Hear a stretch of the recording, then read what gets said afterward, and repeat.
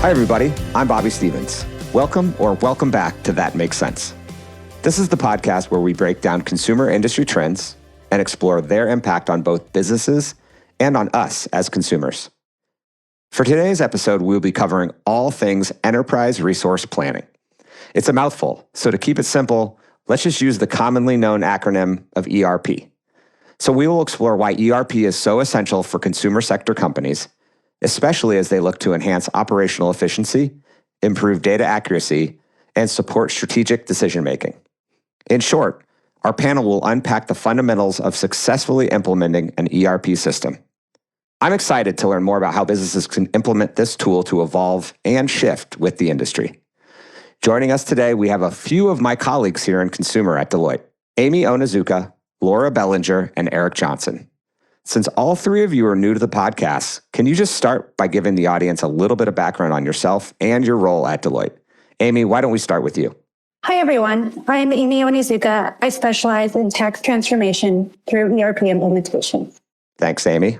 Hi, everyone, and thanks, Bobby. My name is Laura Bellinger, and I spend a lot of my time working with our clients that are going through internal controls, transformations during transformative life events like ERP implementations. Hi, everyone. My name is Eric Johnson. I'm a leader in our finance transformation offering in Deloitte, and I spend all of my time focusing consumer clients on ERP implementations, in particular through the lens of finance and accounting, but also thinking more broadly about how the ERP can be a catalyst for helping improve customer and product profitability insights for the overall enterprise. Well, welcome, Amy, Laura, Eric. Nice to meet you guys on a podcast. And thanks for your background. Seems like we've got the great group to discuss this topic. So to get started, maybe I could have a volunteer to take a stab at defining at a high level ERP for our listeners who just might be starting to wrap their heads around this as a concept and this is a tool that businesses would want to use. Sure, I can go ahead and take a first pass there. So ERP is basically what connects for consumer companies their relationship with their customers, so retailers or end consumers, and how they are capturing demand in the form of orders, how they're translating that into the supply side, whether they're manufacturing that or they're integrating with vendors in their supply chain, helping to coordinate all that demand and supply and the underlying accounting and financial transactions. So you can basically think of it as providing end-to-end process data and ultimately reporting outcomes for the enterprise for pretty much anything that our consumer product clients are needing to do to operate their business. So it's essential for how work gets done in the enterprise. Okay. With that background, what makes an ERP system so valuable in more detail for the consumer industry, and what specific pain points do they help address? Eric, you started the first one. We'll have you start this one, and then Amy and Laura, you're going to start some of these later questions. So Eric, why don't you start? And Amy and Laura, I'd love for you to chime in on top of his answer. Yeah, so the first thing is, how many ERPs do you have, right? So that's often a challenge for our clients, is dealing with multiple systems, multiple ERPs or disconnected systems, and thinking about what is their ideal end state. So maybe we'll just talk about in a perfect end state where you just have one ERP. It's basically, what I think about is that our consumer clients, the core demand from the end user, whether it's through a retail or a direct, translating that into how are you supplying and then being able to make sure that you're getting the right product to the shelf or to the customer where they want it. Well, I would add maintaining and tax compliance globally can be a heavily manual, hour-intensive exercise. And given the increasing complexity and real-time nature of global tax compliance regulations and compliance requirements, when tax is integrated and configured in the ERP, companies can achieve additional tax accuracy and automation while remaining in compliance globally. Yeah, and I'll just chime in here, guys, with a little bit of perspective as the risk and controls person here on this session today. I think part of the value too is that ability to really centralize and streamline and have one single source of truth. You know, Eric, as you mentioned, in our perfect world here with having one ERP. putting all of the transactions and all of that data flow together in one system really helps mitigate risk for the organization. If you can streamline and have that single source of truth, you're really reducing the ability for integration between multiple different systems and starting to really hone in on, like I said, that single source of truth and evidence capture that is in one single platform. And so that can be really helpful and streamlined both from risk mitigation perspective and then also helping think about, a streamlined internal control structure around that ERP system. Laura, great segue. I wanted to talk next a little bit about controls, safeguards. So as the risk controls person, I think, you're the right person to kick that off. So as we think about systems like this, can you elaborate on why those strong controls are necessary during both kind of pre-implementation as well as once an ERP system is live and running? And maybe could you describe some pitfalls that can occur if those safeguards aren't really in place? Absolutely. And I love this question. Thanks so much, Bobby, for teeing this one up for me. I think it's really interesting, and maybe I'll start with a little bit of a pitfall and some anecdotal conversation drivers that I'm used to having with clients when it comes to the topic of thinking about internal controls during an ERP transformation. And almost every single conversation that I have had with clients, they are consistently surprised with the level of effort that is required to help step back and think about their internal control environment during the transformation itself. So I would call that, sort of your system development lifecycle, as well as the effort to help think about internal controls coming away from day one. Day one being go live once you've moved everything into production and you're ready to go operating in the platform. I'll say this is a particularly interesting conversation for those of our clients that are publicly traded. Just if you think about the compliance requirements with respect to the Sarbanes-Oxley or SOX controls, those internal controls over financial reporting, because having those in place and well-designed as we get to that day one go live becomes really imperative to the business, really imperative to our stakeholders that are controllers or CFOs to make sure that the financial books and records that are being reported out of the ERP are complete and accurate and correctly presented, when we come to those critical filing timelines. But what I'll really want to say that's so important is I think it's up to our clients to help make sure they're taking this transformation opportunity to really think about, well, what is the design of our control environment? What is the design of our business processes, our IT processes that are going to really be transforming as part of these system implementation opportunities? Because this is really where, if you don't stop and think about that critical evaluation, you might run the risk of doing something lift and shift. And so really thinking about, what do you want that future state to look like? This is the prime opportunity to do it, to take advantage of modernization, to take advantage of the automation capabilities in the platforms, all of those, things that we dream about when we come to the table to start designing what that future mode of operations is going to look like. I love it. You made risk and control sound so exciting, which is important. Amy, you mentioned tax earlier, specifically sort of the complexities around global tax compliance. So I wanted to hit on that a little bit. Maybe you can expand a little bit on how an investment in ERP delivers that long-term value in terms of tax compliance and accuracy and things of that nature. I'd love to. Investing in an ERP system delivers long-term value for tax compliance by centralizing and automating the tax data needed for tax reporting and filing. With visibility to financial and transactional information, it becomes easier to maintain accurate transaction records, track tax obligations, and apply correct tax rates.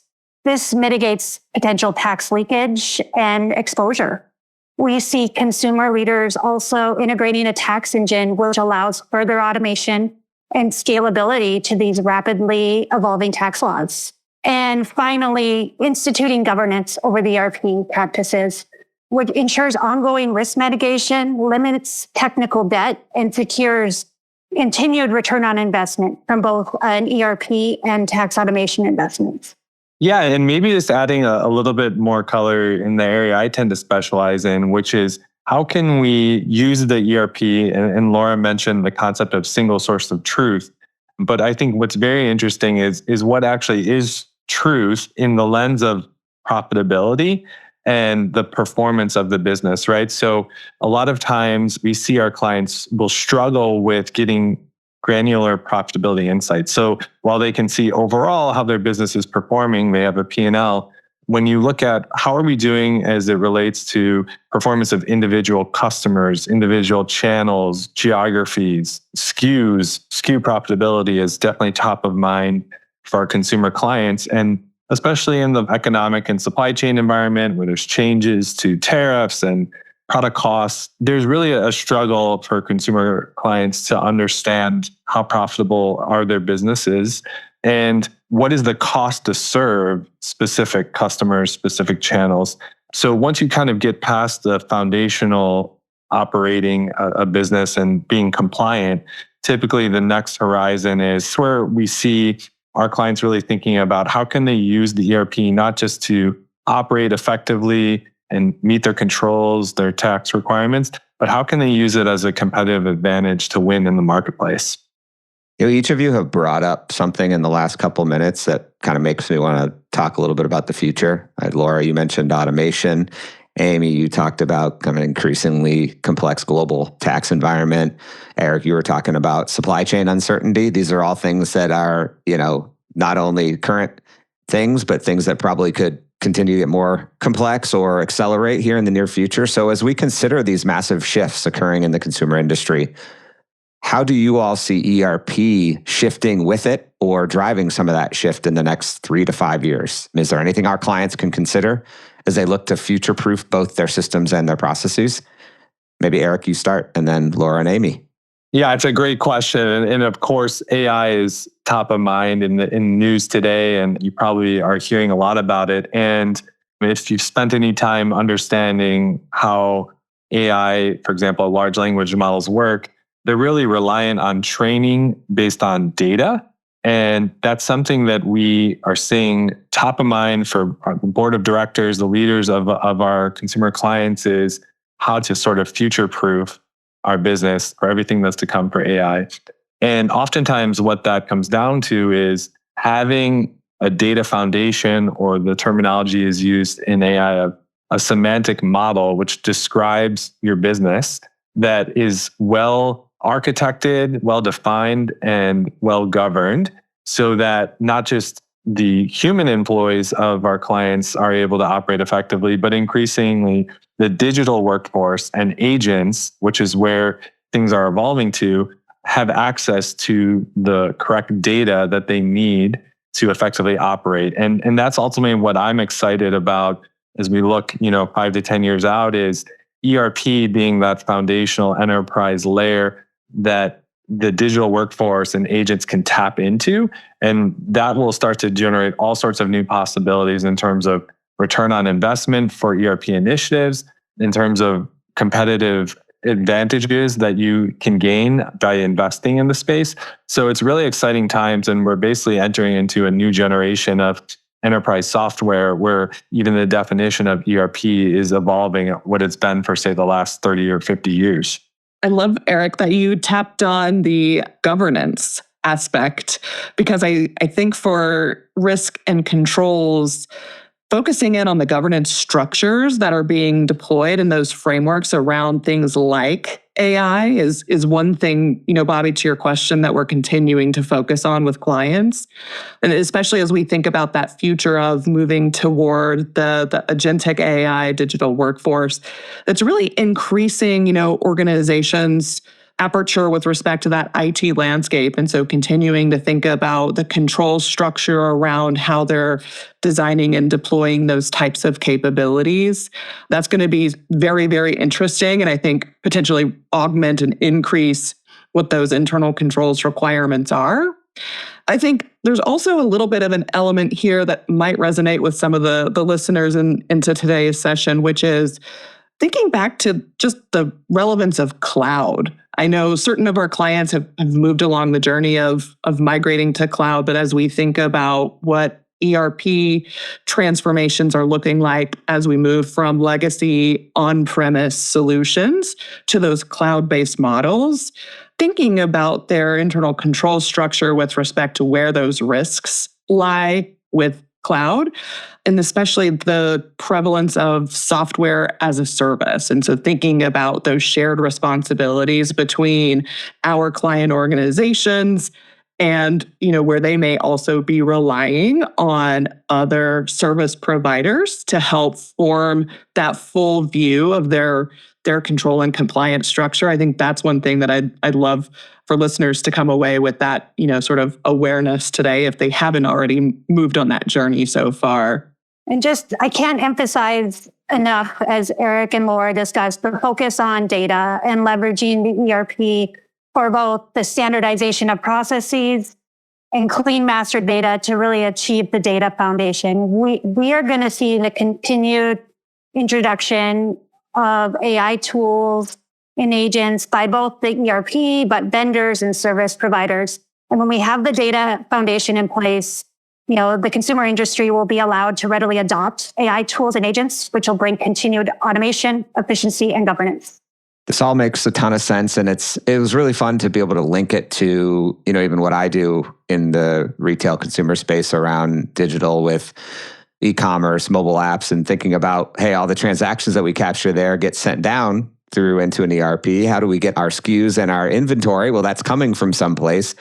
And when you're trying to sell something to someone through a remote thing like a mobile app, it's important for those to be as accurate as is possible. So you know what you have to promise is actually available. So you can capture that revenue and correctly attribute it. So, I think it's, the notion of this being the single source of truth and the core platform and everything running through it makes it important ability for growth, but also highlights that importance of the risk, the controls, the compliance. If it is that core to your business, you have to have those correct controls and be compliant and manage the risk around it.